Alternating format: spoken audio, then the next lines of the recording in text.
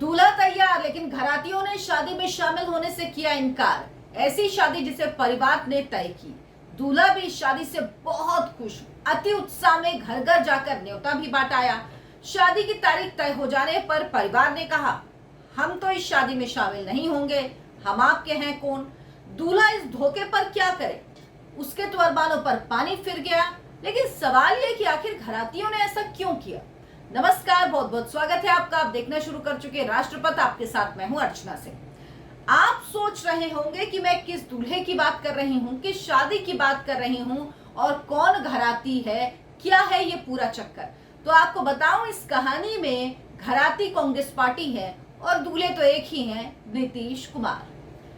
नीतीश कुमार विपक्षी एकता का मंच सजाए बैठे हैं। तारीख तय हो गई 12 जून। इस दिन पटना में विपक्षी एकता की बैठक होनी थी, शक्ति प्रदर्शन होना था।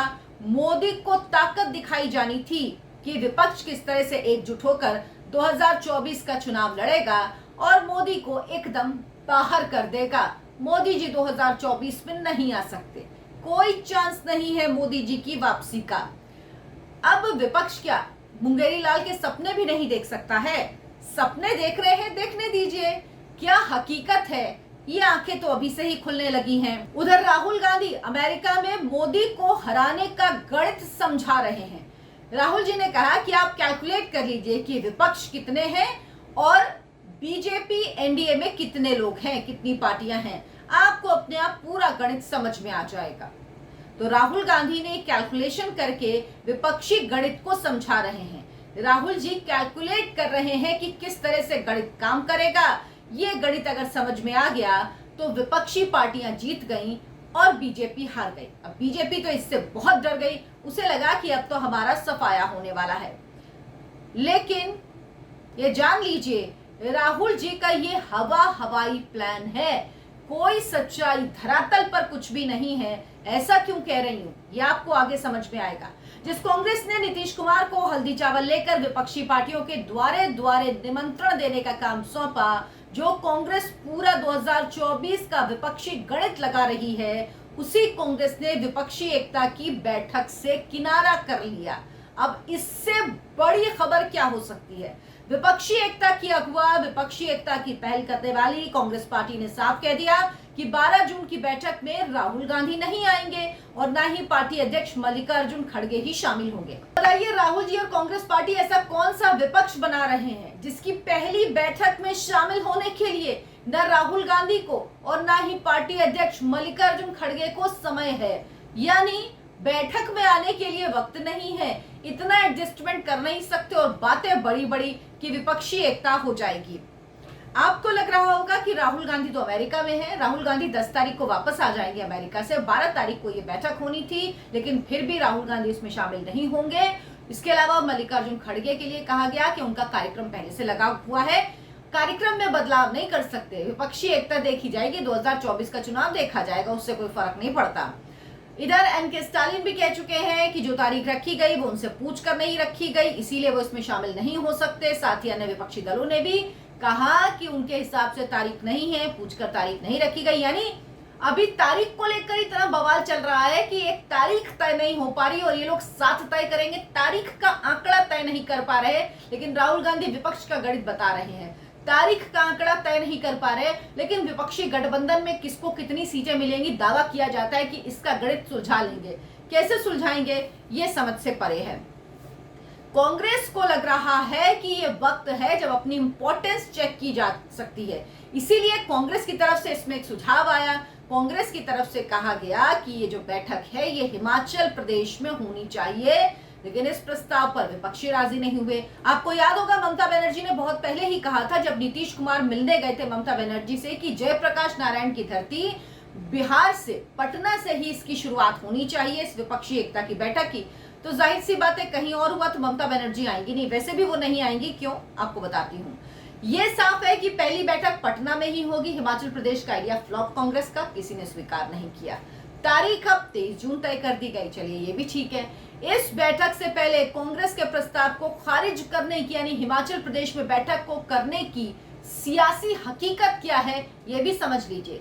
क्षेत्रीय दल कांग्रेस को बैठक से पहले ये संदेश देना चाहते हैं कि विपक्षी एकता के लिए कांग्रेस की तो बहुत जरूरत है, लेकिन क्षेत्रीय विपक्षी दलों की भूमिका भी अहम है और कांग्रेस उनकी भूमिका को कम कर कर नहीं आंक सकती। यानी ये पार्टियां चाहती हैं कि जहां क्षेत्रीय पार्टियां मजबूत हैं वहां कांग्रेस पार्टी चुनाव ही ना लड़े। ममता बनर्जी कही चुकी हैं कि पश्चिम बंगाल में आप चुनाव मत लड़िए, हम आपको कर्नाटक में हम आपको सपोर्ट दे चुके हैं। बताइए कर्नाटक में क्या सपोर्ट दिया ममता बनर्जी ने, मुझे तो सुन के भी हंसी आती है। और उधर अखिलेश यादव भी आजकल ममता बनर्जी की एकदम लाइन बोलते हैं, उन्होंने भी साफ कर दिया कि कांग्रेस पार्टी, हालांकि कांग्रेस पार्टी लड़ेगी भी तो कितना नुकसान कर लेगी अखिलेश यादव का, लेकिन उन्होंने भी कह दिया कि भाई आप उत्तर प्रदेश में हमारे ऊपर छोड़ दीजिए, बीजेपी से निपटने के लिए आप दूर रहिए यूपी से, यानी जहां पे 80 सीटें हैं वहां पे आप दूर रहिए, आप मत लड़िए। ममता बनर्जी कह रही है आप पश्चिम बंगाल से दूर रहिए, आप यहां से चुनाव मत लड़िए। इसी तरह स्टालिन चाहेंगे कि तमिलनाडु में ना लड़ें कांग्रेस पार्टी, यानी कांग्रेस पार्टी सिर्फ 200 सीटों पर चुनाव लड़े, जो ममता बनर्जी पहले ही कह चुकी। विपक्ष चाहता है कि कांग्रेस पार्टी सिर्फ वहां चुनाव लड़े जहां उनकी सरकार है, जहां विपक्षी दल जो साथ में आए वो नहीं हो, सिर्फ उन जगहों पर, उन राज्यों में ही चुनाव लड़े लोकसभा का कांग्रेस पार्टी। क्या इस फॉर्मूले पर कांग्रेस पार्टी राजी होगी? ये बिल्कुल संभव नहीं लगता। जिन जिन प्रदेशों में रीजनल पार्टियां मजबूत हुई वहां वहां कांग्रेस खत्म होती गई। क्या कांग्रेस पार्टी क्षेत्रीय दलों से जो उसकी लड़ाई है उससे वो खुद ही खुद को अलग कर लेगी और सिर्फ 200 सीटों तक सिमट जाएगी? क्षेत्रीय पार्टियों का आपस में एकजुट होना आसान है। ममता बनर्जी कह सकती है कि हम अखिलेश यादव को समर्थन दे रहे हैं, हम उत्तर प्रदेश में नहीं लड़ेंगे। अखिलेश यादव कह रहे हैं कि ममता बनर्जी को समर्थन देंगे, पश्चिम बंगाल में नहीं लड़ेंगे। लेकिन ना अखिलेश का कोई स्टेक है बंगाल में, ना ममता का कोई स्टेक है उत्तर प्रदेश में, तो इस समर्थन से कोई फर्क नहीं पड़ता। लेकिन कांग्रेस पार्टी को दोनों जगह से फर्क पड़ता अगर वो दोनों जगह रीजनल पार्टीज को चुनाव लड़ने देती है तो।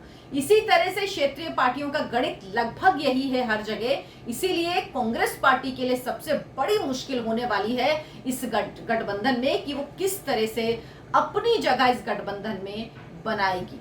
तो कुल मिलाकर ये विपक्षी एकता सिर्फ दिखावे की कोशिश है, अंदर से ये विपक्षी एकता दरअसल खोखली ही है। और जो पार्टियां तारीख पर सहमति नहीं बना सकती, सबसे बड़ा नेता पार्टी में शामिल हो या नहीं इस बात को लेकर अभी भी खींचतान चल रही है। जो सबसे शुरुआती कदम तय नहीं कर पा रही, यानी तारीख और सबसे बड़ा नेता शामिल हो, ये मिनिमम डिमांड है जिस पर एकता नहीं बन पा रही है।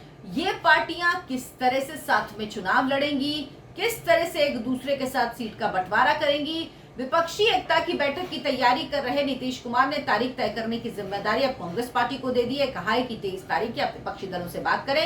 नीतीश कुमार थक गए भाई, बहुत हो गया।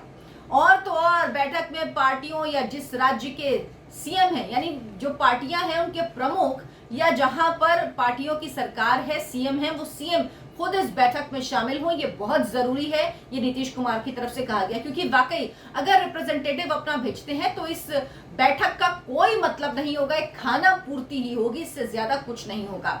लेकिन सवाल यह है कि अब ममता बनर्जी राहुल गांधी के साथ मंच साझा करेंगी? ऐसा संभव नहीं लगता। ममता बनर्जी राहुल गांधी के सामने नहीं पड़ती हैं, या ये कह लीजिए कि वो उनको कुछ गिनती नहीं है, वो पहले ही कह चुकी हैं। तो विपक्ष का नेता के तौर पर राहुल गांधी को किस तरह स्वीकार करेंगी जब वो एक मंच शेयर नहीं कर सकती? क्या लेफ्ट पार्टीज के साथ वो मंच शेयर करेंगी? इसकी संभावना भी बिल्कुल नहीं लगती, क्योंकि ममता बनर्जी को टीएमसी को अपने वोट की बहुत चिंता है। पश्चिम बंगाल में तो वो देश की खातिर अपना वोट नहीं कहीं भी गंवाने वाली है, कतई नहीं होने वाला। अरविंद केजरीवाल इंतजार कर रहे हैं कांग्रेस पार्टी कब उन्हें समर्थन देने की घोषणा करती है। जो राज्यसभा में बिल के लिए वो द्वारी द्वारी नगरे नगरे केजरीवाल जी घूम रहे हैं, उसको लेकर किस तरह से समर्थन देती है या नहीं। केसीआर खुद विपक्षी एकता के मन से खुद को पहले ही अलग कर चुके हैं। तो सवाल अब ये बना हुआ है कि विपक्षी मोर्चे की बैठक कब होगी, कौन कौन इसमें शामिल होगा, और अगर राहुल गांधी अमेरिका में विपक्षी एकता का गणित जो समझा रहे हैं वो गणित वो देश में आकर नहीं समझा पाए तो क्या होगा? राहुल जी, विपक्ष यहाँ है, चुनाव आपको यहाँ लड़ना है, विपक्ष से बात यहाँ करनी पड़ेगी देश में, और बात करने से ही बात बनेगी। अमेरिका में जो गणित आप समझा रहे हैं उस गणित से कुछ नहीं होने वाला, क्योंकि चुनाव में 2 और 2 4 नहीं होता, बल्कि गणित से ज्यादा केमिस्ट्री काम करती है इलेक्शंस में, और ये केमिस्ट्री इन दलों के बीच बनती हुई नजर नहीं आ रही है। अगर आपको मेरा कंटेंट पसंद आता हो तो लाइक करें, शेयर करें और चैनल को सब्सक्राइब जरूर कर लें। नमस्कार।